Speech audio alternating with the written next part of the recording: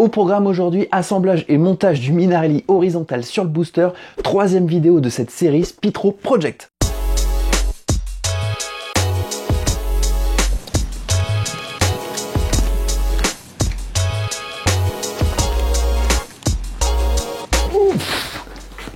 Ouais, il fait pas toujours beau à Paris. Dans les deux précédentes vidéos de cette série de vidéos maintenant mondialement connues, on a démonté deux moteurs Minarelli horizontaux, pas en très bon état, pour regrouper toutes les pièces nécessaires pour monter un moteur Minarelli horizontal à refroidissement liquide. Malgré tout ça, il manquait des pièces où certaines étaient endommagées, donc voilà la raison d'être de ce carton provenant tout droit de chez Scootfast. J'ai fait ma petite liste de courses et comme ils sont super sympas, 2 jours plus tard, j'ai ça chez moi. Donc dans cette troisième vidéo, qu'est-ce qu'on va faire? On a eu la chance d'avoir reçu un super carton de chez Scootfast, un super carton contenant plein de choses, donc chose obligatoire, unboxing dans un premier temps. Puis on va procéder au montage du moteur Minarelli horizontal sur le booster, donc première chose à faire, démonter le Minarelli vertical du booster, puis assemblage et pose du moteur Minarelli horizontal.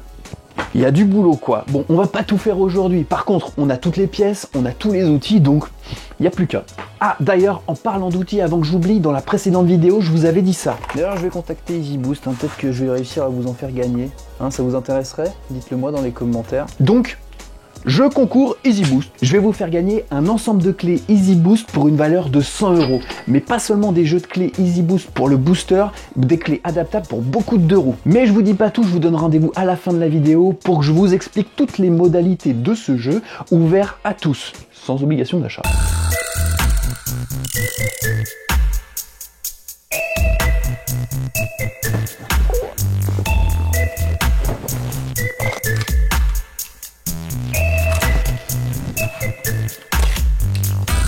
Alors, qu'est-ce qu'il y a dans ce colis? Peut-être que Scootfast m'a fait une petite surprise. Du carton, c'est ce que j'avais commandé. Alors, ça c'est quoi? On va l'utiliser pour intégrer le radiateur sur le booster pour que ça ressemble à un Origin. Je sais pas si je vais y arriver, mais bon, ce sera de la matière première. Ça aussi, c'est pareil. Ça, c'est pour m'aider à intégrer le radiateur et que ça ressemble à quelque chose. C'est une petite grille noire plutôt sympathique. Ça permettra de cacher un peu le radiateur. Bon, on verra si on l'utilisera. Alors qui est-ce qui m'a préparé ce colis? C'est Dalva, merci Dalva, avec en plus des petits autocollants Scootfast et des nouveaux j'ai l'impression, pour rouler devant. Ça c'est quoi? Des petites durites pour intégrer le radiateur, si jamais j'ai besoin de durites supplémentaires ou si elles sont percées, celles d'origine, au moins j'en ai, des petits raccords, ça sert toujours. Et en plus c'est un produit de chez Yamaha, donc celle d'origine. Avec ça, un petit vase d'expansion Most qui remplacera sûrement le réservoir d'origine qui était très encombrant. Il est en bleu, plutôt sympathique. On verra comment on l'intègre dans le booster sans que ça le dénature. Très bien. Au moins c'est plus petit que celui d'origine. Ça sera plus simple à intégrer. C'est un petit kit de visserie. Ouais, je l'avais demandé. J'ai plus de vis sur mes carters de transmission. Merci. Un petit kit de roulement et de joint spi Most. Ça, c'est important. Lorsqu'on change de carter, on ne sait pas l'historique des joints spi et des roulements, donc autant tout changer. Ah, c'est une pipe d'admission 360 Polini, parce que, j'en suis pas certain, mais lorsqu'on monte le Minarelli horizontal sur le châssis du booster, on va pas pouvoir mettre n'importe quelle pipe d'admission. Donc là, ils m'ont envoyé une pipe d'admission Polini 360 pour pouvoir faire tourner comme on veut la pipe d'admission et l'incliner selon la place qu'on a au niveau du châssis. Très bien. Ensuite, qu'est-ce que c'est que ça? Top Performance, je sais même plus ce que j'ai commandé. Mon cutter, voilà. Qu'est-ce que c'est que ça? Voilà, une autre pipe d'admission, cette fois Top Performance, mais elle s'adapte à des diamètres supplémentaires de 21 à 24 mm je crois, pour adapter par la suite, pas tout de suite, les gros carburateurs type PWK 24 mm par exemple. La pipe Polini déballée juste avant servait au petit diamètre 12, 17,5, 19. Comme ça, on pourra mettre tous les carburateurs et faire évoluer notre configuration, même avec le Minarelli horizontal. Mais il pense à tout, Scootfast, c'est pas possible. Tiens, le petit carton qu'on voit ici, c'est quoi? Je crois savoir. Pouf, le Calorsta dont j'ai parlé. Alors ce Calorsta sur un origine, il est important de le mettre parce que ça favorise la régulation du débit de refroidissement. On a un moteur toujours à la même température, au moins une température de fonctionnement idéale. En revanche, lorsqu'on monte en configuration 70, 86, là il va falloir penser à l'enlever parce que mine de rien, mettre cet élément dans le conduit, ça obstrue une partie du débit. Donc il va falloir l'enlever si on compte mettre en place un kit un peu plus important que le 50 cm3 d'origine qu'on va mettre dans un premier temps. Il y a une petite indication sur ce Calorsta, 70 degrés. Ça veut dire qu'à partir de 70 degrés, le Calorsta s'ouvre et laisse passer le fluide pour réguler la température autour de 70 degrés. Voilà, c'est ce qu'on demande. Dans sa petite boîte. Touc. Qu'est-ce que c'est que ça? Une boîte à air type origine, du nitro. Bon, je sais pas si je pourrais la mettre en place vu l'encombrement qu'on a sur le booster, mais bon, au moins j'ai une boîte à air de rechange, et puis comme le conduit est flexible, on peut l'orienter un peu comme on veut. Les boîtes à air d'origine, c'est toujours mieux qu'un cornet, hein. On sait pourquoi. Le bruit, les voisins, la police, bon, c'est toujours mieux. Ah, attention, ne pas plier, qu'est-ce que c'est que ça? Ils sont bien Scootfast, hein, ils mettent des petits cartons pour éviter d'abîmer notre livraison. Alors on a des petits joints qui permettent de fixer sur le carter la boîte à air, mais comme je disais, peut-être qu'on ne l'utilisera pas, ça sera la surprise. Encore des autocollants, merci Dalva. Des petits joints, joints d'allumage, joints de carter de transmission finale et joints de boîte à clapet, pipe d'admission. Parfait, ils sont neufs, on pourra faire quelque chose de bien. Ouh, une boîte à clapet mal aussi. Vous m'avez demandé dans les commentaires, au moins une personne d'entre vous, de tester exactement cette boîte à clapet. VL14, bah voilà, on l'a. Il y a même un diffuseur pour faire un effet Venturi dans cette boîte à clapet. Donc on le mettra pas, on regardera ce que ça changera par la suite dans une prochaine vidéo peut-être. Mais au moins, on a une bonne boîte à clapet. La suite du déballage, bien sûr, une courroie MHR de chez Mal aussi. Les courroies, c'est un élément d'usure. Lorsque vous changez votre moteur, bon, je vous conseille d'en acheter une autre. Hop. Une petite joue fixe, une demi-poulie fixe. On pourra partir sur de bonnes bases. Hop, un variateur type origine, Technics aussi, ça coûte pas grand chose, je vous mettrai le prix ici si ça vous intéresse. Je veux partir moi d'un origine avant de mettre d'autres éléments, par exemple le variateur qui fonctionne très bien, Poligny High Speed, ou d'autres variateurs, les tester sur la configuration Minarelli horizontale. On part d'un origine dans un premier temps. Le Vilebrequin Doppler, alors c'est pas un Doppler endurance, c'est le Doppler S1R adaptable nitro. Ok, bah alors c'est exactement la même tête que celui endurance que j'avais monté sur le booster Minarelli vertical. Il est en diamètre 10 au niveau du pied de bielle. Hop, on montera ça sur le booster. Si on passe en 86 cm3 ou 70, je ne sais pas encore. Il faudra changer ce Vilebrequin puisque au niveau du pied de bielle, il faudra passer en diamètre 12. Et dernière petite chose dans le carton. Qu'est-ce que c'est que ça? Vous vous en doutez, il y a écrit dessus, hein, mais bon, je l'ouvre quand même. Cito. Vous me l'avez demandé, ce pot Cito. Il y a même des galets fournis avec le pot Cito. Le système de fixation Leo Vince, la petite notice d'utilisation. Il y a même des ressorts d'embrayage, tout comme le pot GP Evo 2. Voilà, on y voit plus clair. Alors il ressemble à quoi ce pot Cito? Despacito. Ok, petite protection. Wow, bon, bah voilà.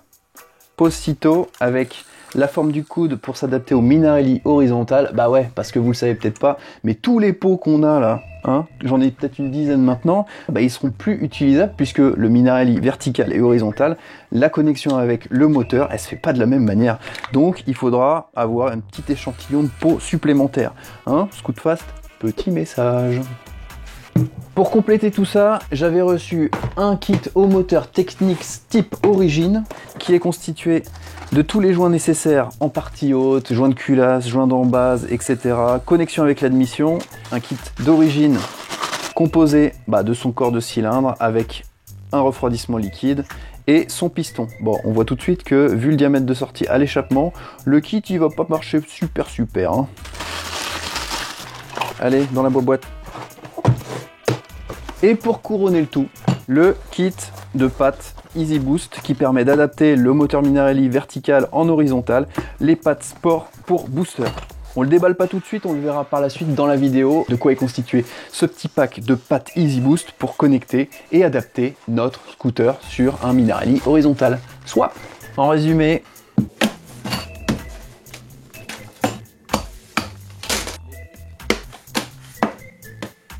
il y a de quoi faire. Maintenant qu'on a toutes les pièces avec nous, passons aux choses sérieuses, le montage. Par contre, partons pas dans tous les sens, un peu de méthode voulez-vous. On va procéder suivant les étapes suivantes. On va d'abord procéder à l'assemblage des deux carters avec le vilebrequin. On va monter le haut moteur et on va faire toutes les vérifications pour monter cet élément. Pendant qu'on préassemble ce Minarelli horizontal, on va laisser mon stagiaire de 3e qui m'accompagne démonter les carénages comme un grand. Il va y arriver? Et sans tout abîmer, hein. C'est bon? Tu te sens? Ok, il est gentil. Une fois que les carénages sont enlevés, une fois que mon stagiaire a bossé, on va pouvoir démonter l'ensemble moteur Minarelli vertical du booster, l'enlever complètement. Puis dans un 4e temps, on va pouvoir monter le moteur préassemblé sur le booster avec la patte de fixation Easy Boost. Description du pack Easy Boost, montage, on explique tout.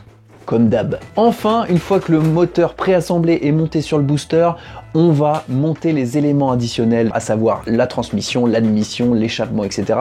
Ce sera pas forcément dans cette vidéo, peut-être dans une suivante, en fonction du temps qui passe. Puis dans une vidéo qui suivra, on s'occupera de l'échangeur, du radiateur, on l'installera de manière très discrète sur le booster, le plus discret possible en tout cas, pour l'intégrer au mieux.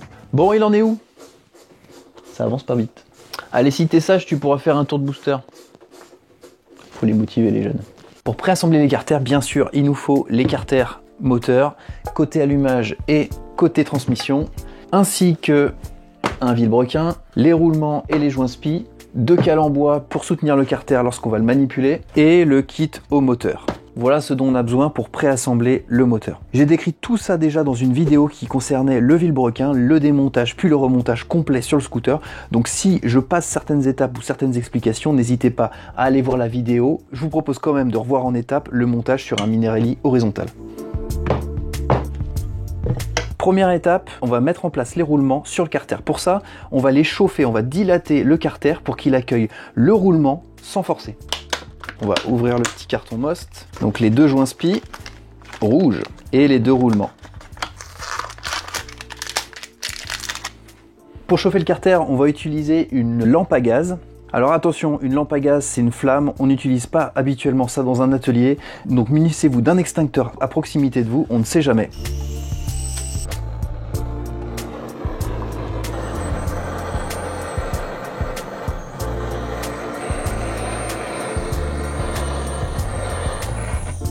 On met en place le roulement. Une fois que le premier roulement est mis en place, on procède exactement à la même chose avec le second carter, celui de l'allumage.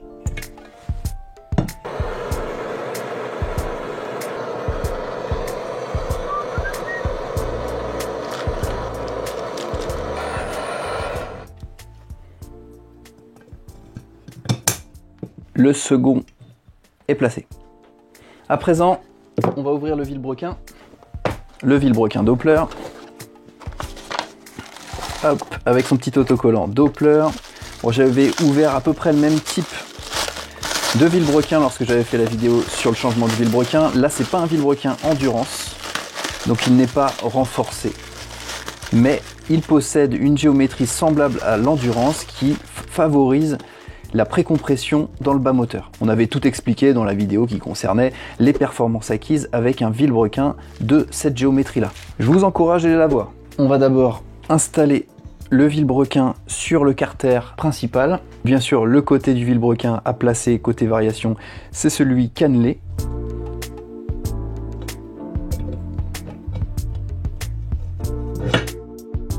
Alors là, il ne peut pas aller plus bas, tout simplement parce que le vilebrequin, le roulement est monté en force sur la soie du vilebrequin. Donc il va falloir utiliser l'outil Easy Boost qu'on avait déjà utilisé lorsqu'on avait monté le vilebrequin. Si on se rappelle plus comment on fait, on regarde la vidéo. La mise en place d'un écrou double pas qu'il faut positionner côté rouge vers le vilebrequin. Côté rouge vers le vilebrequin, allez c'est parti. C'est le genre d'outil qu'on n'utilise pas tous les jours, hein, donc une petite vidéo, c'est quand même utile. Hein. Côté rouge, très bien.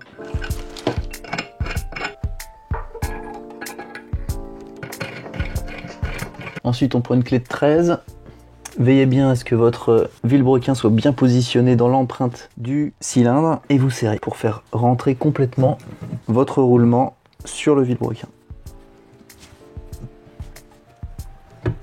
Voilà, une fois que ça glisse dans vos mains, c'est que le roulement est embuté sur le vilebrequin.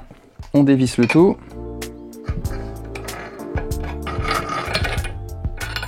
Un côté de fait. On passe au second. On va disposer à présent de la pâte à joint sur le demi-carter. Alors on va l'appliquer sur toute la périphérie en fine couche.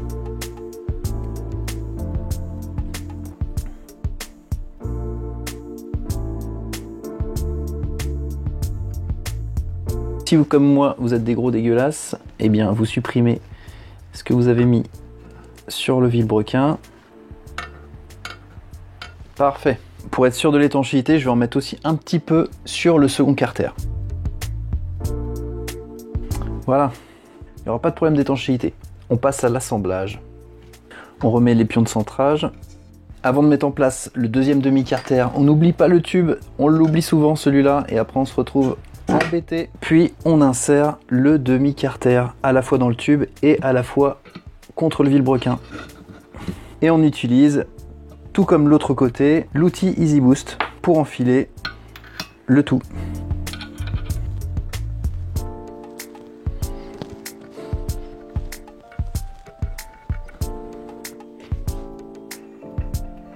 On effectue ensuite un presserrage de l'ensemble des vis.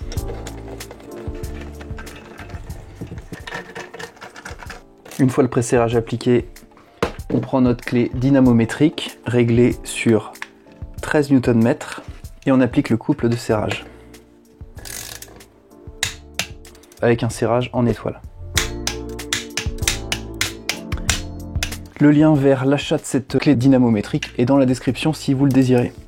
Alors là on voit que le vilebrequin ne tourne pas librement, donc on va taper avec une rallonge de clé sur les vis pour libérer le vilebrequin.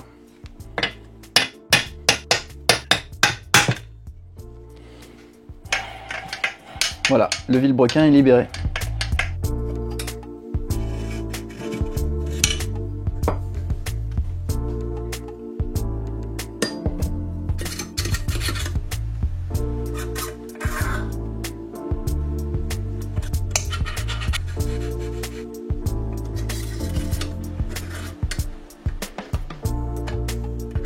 Bon, maintenant qu'on a changé la barre de guidage par celle Easy Boost, qui est plus courte que celle d'origine, on va passer au joint spi.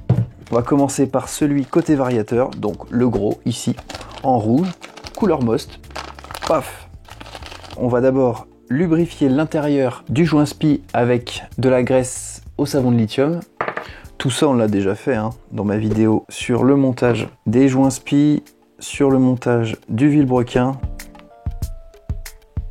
Voilà, on positionne le joint spi et on utilise l'outil Easy Boost pour enfoncer le joint spi d'une valeur bien précise.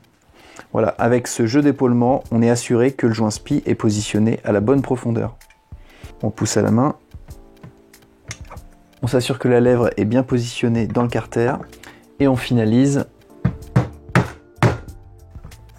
Voilà, le joint spi est positionné à la bonne profondeur. Là, on ne peut pas se tromper. On passe au joint spi côté allumage, beaucoup plus simple celui-là. Toujours pareil, un petit peu de graisse au savon de lithium sur l'intérieur de la bague. On l'enfonce à la main et on termine avec le côté plat de l'outil Easy Boost. On s'assure qu'il est bien enfoncé partout de la même manière. Là, il est nickel. On passe au haut moteur. Vous vous souvenez, avant de commencer à monter le haut moteur, il y avait un goujon qui était parti au démontage. Vous voyez, il n'est pas solidaire du carter. Donc il va falloir mettre du joint filet pour le rendre solidaire du carter. On va faire ça tout de suite.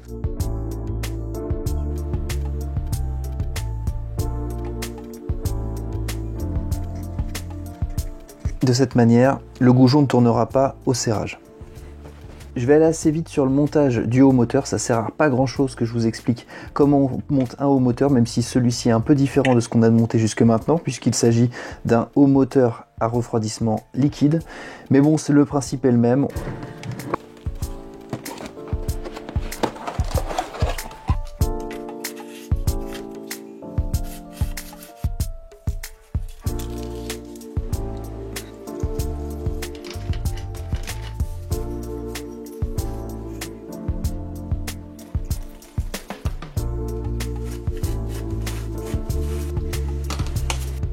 On prend de l'huile de thon, on peut imbiber d'huile de thon le joint papier, ça lui permettra de ne pas adhérer au carter.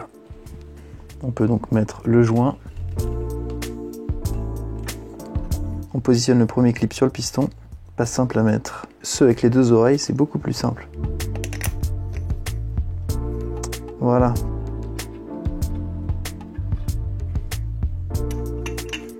On enfile le piston sur la tête de bielle. On met ensuite l'axe du piston à travers la cage à aiguille. On a au préalable tout lubrifié.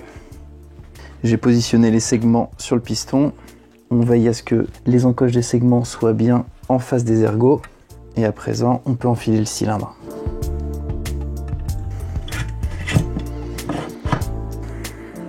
Bon, elle n'est pas en super état, mais on va récupérer la culasse mâle aussi qui était sur le moteur du Nitro.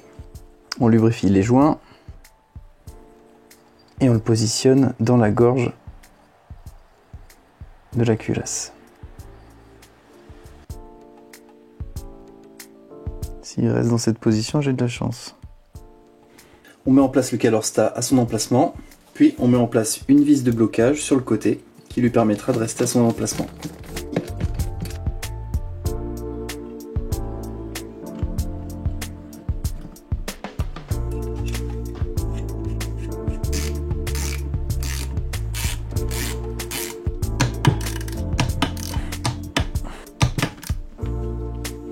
Ça y est, le haut moteur est monté et pré-monté. On n'a pas vu toutes les étapes pour monter ce haut moteur. On n'a pas vu le jeu de coupe au segment, on n'a pas vu le réglage du squish, on n'a pas vu non plus le contrôle du jeu entre le cylindre et le piston pour voir s'il y avait un rodage à faire. Je l'ai fait en dehors de la vidéo parce qu'on l'a déjà fait à de nombreuses reprises, notamment dans la vidéo qui concernait le montage du kit 70. J'ai tout décrit dans cette vidéo, donc je vous conseille d'aller voir cette vidéo pour avoir toutes les étapes des réglages, des contrôles avant le montage des hauts moteurs. À présent, avant de le monter sur le booster, il faut démonter l'ancien moteur Minarelli vertical. Ça aussi, on l'a vu en détail. Je peux pas être plus précis sur la vidéo qui concernait le démontage et le remontage d'un vilebrequin que vous pouvez aller voir si vous voulez aussi ici. Je vais pas donc décrire précisément toutes les étapes pour démonter un moteur d'un booster, sinon la vidéo elle va durer 2 heures. Donc on va le faire en musique rapidement.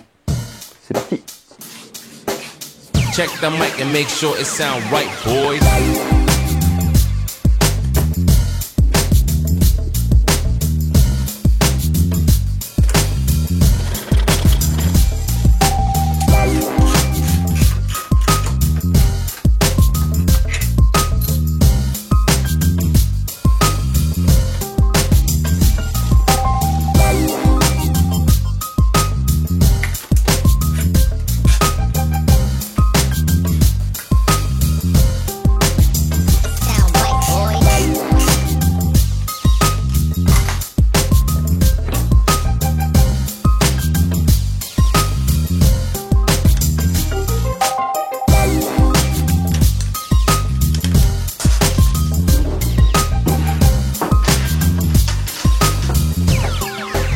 It sound right, boys.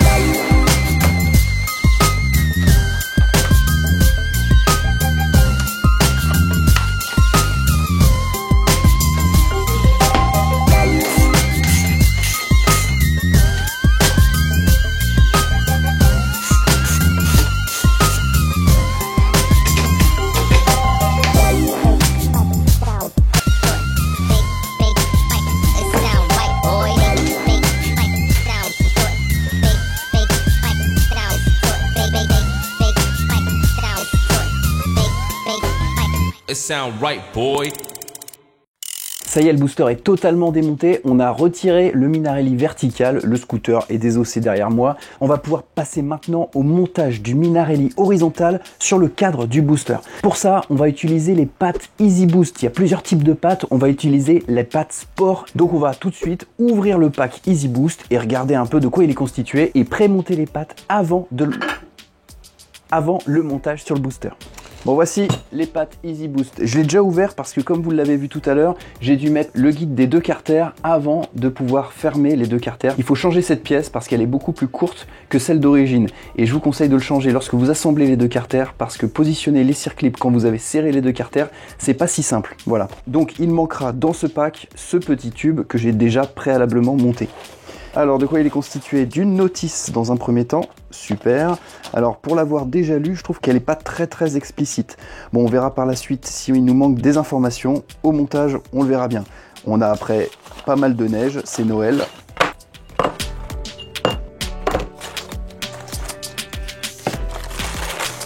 Il ne manque rien. Allez, ça, on vire. Pourquoi ils mettent autant de polystyrène? C'est pas bon pour l'environnement. Et en plus, ça sert à rien. Petite dédicace. Ok, 2 vis, 4 vis, 2 vis. Une série d'écrous Nil Stop avec une petite bague en plastique qui permet d'éviter que ça se desserre. 2 circlips, des rondelles et 2 tubes. Tac, tac, voilà. Bon bah écoutez, je pense qu'on a tout devant nous. Il va falloir maintenant lire la notice et assembler le système. Bon, au moins on a une photo, on peut pas se tromper.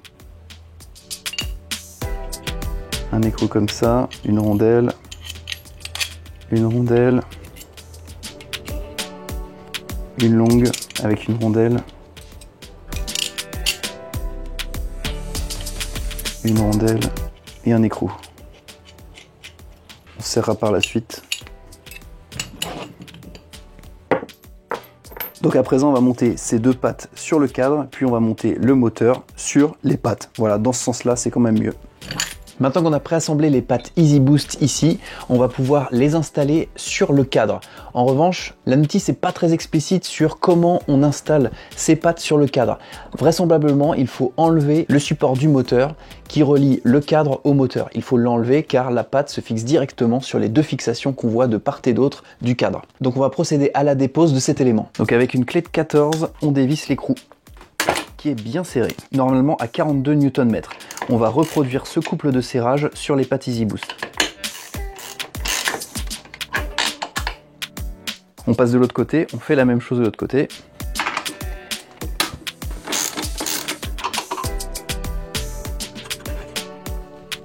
Donc on positionne la patte à l'intérieur du cadre.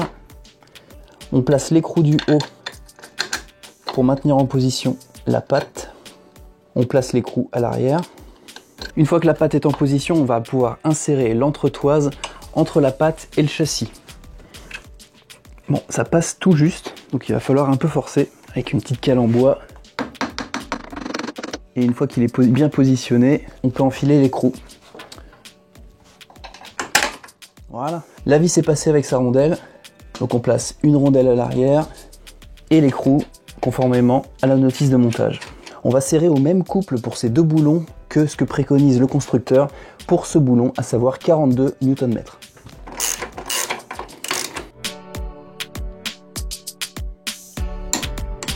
Voilà, 42 Nm. On va faire la même chose avec l'écrou d'au-dessus, par contre qui est beaucoup moins accessible. Ok, on passe à la deuxième patte, sur le même principe. On met en place la patte, on enfile la première vis pour centrer, on place à l'arrière la rondelle et l'écrou, on enfile l'entretoise à l'arrière, on la positionne en jouant des petits coups de marteau, bien en face du trou, puis on enfile la vis avec sa rondelle depuis l'intérieur du cadre, et enfin on met en place la rondelle et l'écrou. À l'aide d'une clé de 17, on effectue un pré-serrage de l'ensemble. Puis on applique un couple de serrage de 42 Nm. On visse la vis supérieure. Voilà, les pattes Easy Boost sont montées. On va serrer avec le même couple de serrage les boulons ici pour être sûr que ce soit bien monté. 42 Nm. 42, on fait pareil de l'autre côté. Voilà, les pattes Easy Boost sont montées, il n'y a plus qu'à mettre le moteur. Attention, transfert. Ouah. On présente le moteur entre les pattes Easy Boost. On essaye de jouer un peu sur les pattes pour écarter. Et toi le carburateur, je reste à ta place. Pour écarter les pattes, au moins c'est au millimètre. Hein. Bah, je vous propose de desserrer quand même un des 2 écrous parce que sinon on n'y arrivera jamais. Voilà. Allez, deuxième tentative. Bon, travailler à 2, je pense que c'est plus simple. Hein. Elle est où la tige? Elle est là. Donc on l'enfile. Au moins, ça va le maintenir en position d'un côté. Et on pousse la tige Voilà. On met la rondelle, l'écrou et on visse le tout. Alors le couple de serrage de ce boulon, on va estimer que c'est le même que le Minarelli vertical sur l'ancien support, donc 50 Nm. On effectue un pré-serrage, on prend la clé dynamométrique, la balèze, et on applique un couple de serrage de 50 Nm. On va refixer les boulons de l'autre côté. Bah voilà, on remet en place l'amortisseur pour faire tenir le tout. Et on revisse à 17,5 Nm. Une grande étape a été franchie, le Minarelli horizontal est enfin sur le booster. C'était pas l'étape la plus compliquée selon moi, les suivantes nous donneront peut-être un peu plus de fil à retordre. On verra bien. J'espère que vous avez aimé la vidéo, la 3e de la série, ça avance petit à petit, on arrive à la finalisation de notre projet Spitro Project, ça avance. Donc si ça vous a plu, un petit pouce bleu, ça me fait plaisir, ça me permet de voir que vous aimez la vidéo, et en plus ça me permet d'être plus connu sur YouTube, donc plus de vues, donc plus de moyens pour réaliser mes tutos et mes vidéos. Donc merci à vous de participer à la progression et au développement de cette chaîne. Et si vous le souhaitez, si vous avez trouvé ces vidéos intéressantes, je vous encourage à vous abonner, hein, toi le petit nouveau que je connais pas. Oui, toi au fond. N'hésite pas à appuyer sur le bouton abonner, à déclencher la cloche à côté qui permet aussi de savoir quand est-ce que je poste une nouvelle vidéo en temps réel, comme ça tu seras au courant tout de suite. Donc pour résumer, petit pouce, abonnement, cloche, c'est facile. À présent, place au jeu Easy Boost, je vous l'ai promis en début de vidéo, c'est le moment. J'ai contacté Easy Boost suite à la 2e vidéo que j'ai faite du Spitro Project, je vous ai demandé si ça vous intéresserait de gagner des clés Easy Boost, et ils m'ont dit banco, super pour vous. Ils ont accepté de vous faire gagner, pas un petit outil, pas 2 petits outils, pas 3 petits outils, bon je vais pas faire jusqu'au bout, il y a un pack de 5 outils à gagner, et c'est pas des outils, ils sont uniquement utilisables sur le booster. Ce qui est intéressant, c'est que c'est super polyvalent, vous pouvez l'utiliser sur tous les moteurs, donc c'est super. Le premier est la clé de démontage de l'embrayage 4 en 1 avec 3 clés d'empreinte plutôt sympathiques à utiliser. C'est utilisable sur Minarelli horizontal, vertical, sur Derby, sur M6, sur tous les moteurs. Ensuite, la clé de l'allumage à rotor interne, externe, enfin bon, tous les types d'allumage, vous pouvez aussi l'utiliser sur tous ces moteurs-là. Vous avez aussi dans le pack l'outil qui permet de monter les roulements sur le vilebrequin, que j'ai notamment utilisé dans cette vidéo. Super utile quand vous changez de vilebrequin. Un outil que j'affectionne aussi particulièrement, c'est l'arrache volant avec 3 positions, vous savez, en forme d'étoile. Je l'utilise tout le temps pour les démontages et il est aussi polyvalent. Et enfin, pour ceux qui sont en moto 50, on a un arrache volant spécifique AM6 Derby, vous l'avez aussi dans ce pack de 5 produits. Donc un pack exceptionnel. Et la cerise sur le gâteau après tout ça, eh bien on va pas en faire gagner qu'un, on va en faire gagner 3. Pas mal. Ils sont généreux, Easy Boost. Donc les règles du jeu sont simples, c'est toujours les mêmes lorsque je fais gagner des choses sur cette chaîne. Vous commentez la vidéo, simplement un commentaire et vous avez une chance de gagner. Attention, je ne veux pas que vous spammiez les commentaires, donc vous pouvez par contre répondre à tous les commentaires que vous le voulez, mais ne spammez pas. Faites pas 3 fois, 4 fois, 10 fois le même commentaire, vous serez éliminé. Désolé. Je vous propose donc de tirer au sort les 3 gagnants à cette date, à 7 h et pas une minute de plus. On verra dans la prochaine vidéo le nom des 3 gagnants. Voilà, vous avez tout compris? Et bien voilà, c'était le jeu. Sur ce, je vous dis à très bientôt pour une prochaine vidéo. Ciao!